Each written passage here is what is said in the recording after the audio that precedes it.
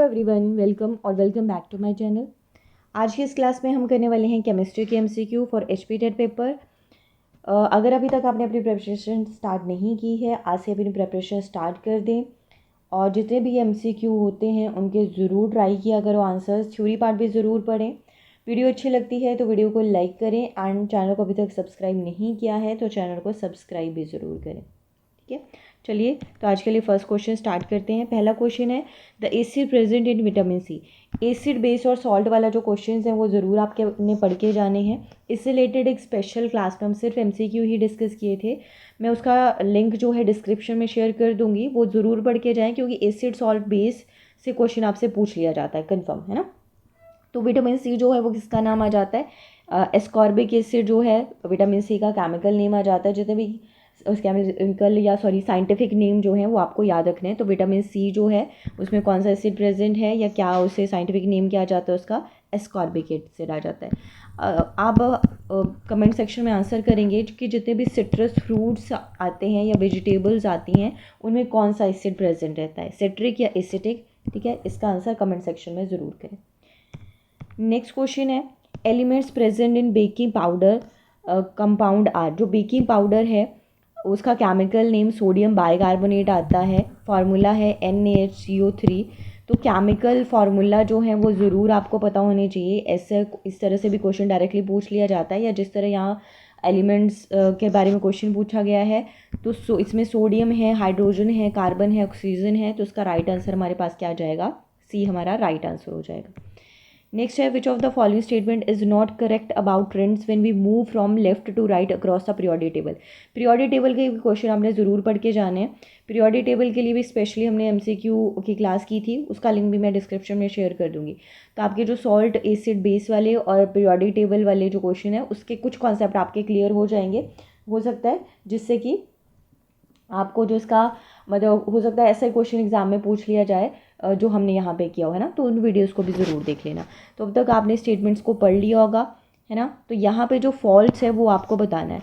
तो जब हम अक्रॉस द पीरियोडिक टेबल में लेफ़्ट से राइट मतलब हॉरिजेंटली मूव करते हैं तो इसका जो एटम है वो इलेक्ट्रॉन्स को ईजिली लूज़ नहीं करता है। ठीक है, क्यों? और यहाँ पे जो ऑप्शंस के बारे में अगर बात करें, क्योंकि यहाँ टेंडेंसी जो है वो क्या हो जाती है, डिक्रीज़ हो जाती है एटम की टू लूज़ इलेक्ट्रॉन। जबकि यहाँ पे फर्स्ट ऑप्शन में दे रखा है atom will easily lose electron, यहाँ पे होना चाहिए atom will not easily lose electron. तो राइट आंसर क्या हो जाएगा? ए हो जाएगा। क्योंकि नोबल गैसेस की तरफ हम बढ़ते जाते हैं ना, लेफ्ट से राइट की तरफ जब हम जाते हैं ना, तो atom will not easily lose electron. Right answer हो जाएगा ए। ये फॉल्स है यहाँ पे मतलब स्टेटमेंट ना। Phosphorus is generally stored in. Phosphorus जो है उसे जनरली कहाँ पे स्टोर किया जाता है? कैरोसिन में, डीजल में, इथेनॉल में या वाटर में। अब यहाँ पे एक फॉस्फोरस के बारे में और दूसरा सोडियम के बारे में, इन दोनों के बारे में आपने याद रखना है। सोडियम जो है वो हाईली रिएक्टिव है वाटर में एंड ऑक्सीजन में, इसीलिए इसे कैरोसिन में स्टोर करके रखते हैं। जबकि फॉस्फोरस के बारे में बात करें तो ये हाईली रिएक्टिव है किसमें? एयर में, इसीलिए इसे क्या करना पड़ता है? हमें अंडर वाटर स्टोर करना पड़ता है। तो राइट आंसर हमारा यहाँ पे क्या आ जाएगा? डी हमारा करेक्ट ऑप्शन है। नेक्स्ट है which of the following is a polyamide polymer. Polyamide polymer क्या होते हैं? जो अमाइड ग्रुप से, अमाइड ग्रुप की रिपीटिंग यूनिट से बने होते हैं, है ना। नेचुरल भी हो सकते हैं, सिंथेटिक भी हो सकते हैं। तो इसका जो आंसर है वो नाइलॉन 66 आ जाता है। अगर नेचुरल पॉलीमर्स के बारे में बात करें जो पोलियमाइड पॉलीमर हैं तो इसका आंसर आपका होता वुल या फिर सिल्क।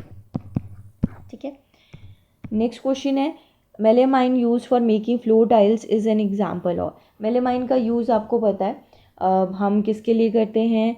फ्लोर टाइल्स बनाने के लिए, किचन वेयर बनाने के लिए, क्योंकि ये काफ़ी ज़्यादा मतलब अनब्रेकेबल है एक तरह से, फायर को रजिस्ट करता है एंड हीट को टॉलरेट करता है। तो जो प्लास्टिक हैं वो दो तरह के प्लास्टिक होते हैं। ठीक है, कौन कौन से प्लास्टिक होते हैं? एक थर्मोप्लास्टिक और दूसरा थर्मोसेटिंग। थर्मोप्लास्टिक जो है वो क्या है आपका? Good conductor of heat and electricity होता है। और अगर हम बात करें थर्मोसेटिंग की तो एक तरह से poor conductor of heat and electricity है, इसलिए इसका यूज़ जो है वो स्विचेस वगैरह बनाने के लिए थर्मोसेटिंग का हम यूज़ कर लेते हैं। ठीक है, तो ये जो मतलब मेलेमाइन है इसका फ्लोर टाइल बनाने के लिए हम यूज़ करते हैं। तो ये किस तरह का हमारा प्लास्टिक आ जाता है? थर्मोसेटिंग प्लास्टिक आ जाता है। ठीक है, मेलामाइन का एक और भी बहुत अच्छा यूज़ आ जाता है। अगर हम बात करें कि ये जो जितने भी ये फायरमैन होते हैं इनकी यूनिफॉर्म बनाने के लिए यूज़ किया जाता है इसका। क्यों? क्योंकि भाई ये क्या करता है, फायर को रेजिस्ट करता है। ठीक है, तो याद रखना है मेलामाइन किस तरह का प्लास्टिक है, थर्मोसेटिंग आता है। ठीक है, प्लास्टिक दो तरह के होते हैं, थर्मोप्लास्टिक एंड थर्मोसेटिंग, तो दोनों के बारे में आपको याद रखना है। और फायरमैन की यूनिफॉर्म को कोट करने के लिए भी इसका यूज़ किया जाता है, क्योंकि जैसे अभी मैंने बोला कि फायर को एडजस्ट करता है, हीट को टॉलरेट करता है। नेक्स्ट है what is the composition of gun metal. Gun metal, gun बनाने के लिए जिस मेटल का यूज़ किया जाता है उसमें क्या अलॉयज़ की कंपोजिशन है, तो अलॉयज़ हैं इसमें कॉपर, जिंक एंड टिन। ठीक है, अलॉयज़ के भी क्वेश्चन पूछ लिए जाते हैं, तो ये भी आपने याद रखना है, बेसिक क्वेश्चन है। गन मेटल का दूसरा नाम जो है वो क्या जाता है, रेड ब्रास भी आ जाता है, जिसे आज के डेट में रिप्लेस कर दिया गया है स्टील से। नेक्स्ट क्वेश्चन है which of the following properties generally found in non metals. Non metal और मेटल में डिफरेंट प्रॉपर्टीज़ पाई जाती हैं। डक्टिलिटी की बात करें, मेलिएबिलिटी की बात करें और कंडक्टिविटी की बात करें, तो ये सारी की सारी जो प्रॉपर्टीज़ हैं वो किसकी प्रॉपर्टीज़ हैं, मेटल्स की। Metal good conductor of heat and electricity होती हैं, डक्टाइल होती हैं, मेलिएबल होती हैं, मतलब इनको पीट पीट कर तारें बनाई जा सकती हैं और शीट्स बनाई जा सकती हैं, है ना। जबकि नॉन मेटल्स में ये सारी जो करेक्टरिस्टिक्स हैं ये नहीं होती हैं, तो नॉन मेटल जो हैं वो कैसी हैं, हमारी ब्रिटल होती हैं। ठीक है, बाकी सारी किसकी करेक्टरिस्टिक्स है, मेटल्स की। नेक्स्ट है which among the following metals is the lightest. Lightest कौन सा है, एल्यूमिनियम है। और ये किस पे डिपेंड करता है कि कौन सा लाइट होगा कौन सा हैवी होगा, ये डिपेंड करता है डेंसिटी पे। अगर डेंसिटी कम होगी तो जो कोई भी मटेरियल है वो क्या होगा, लाइट होगा। तो इन सब के कंपैरिजन में जो डेंसिटी है वो एल्युमिनियम की कम है, इसीलिए इन सब के कंपैरिजन में लाइटेस्ट मेटल है ना। डेंसिटी क्या होता है, मास पर यूनिट वॉल्यूम, ये भी आपने याद रखना है, न्यूमेरिकल की फॉर्म में भी ये क्वेश्चन आपसे पूछ लिया जाता है। नेक्स्ट क्वेश्चन है iron from its ore is converted to pig iron in A.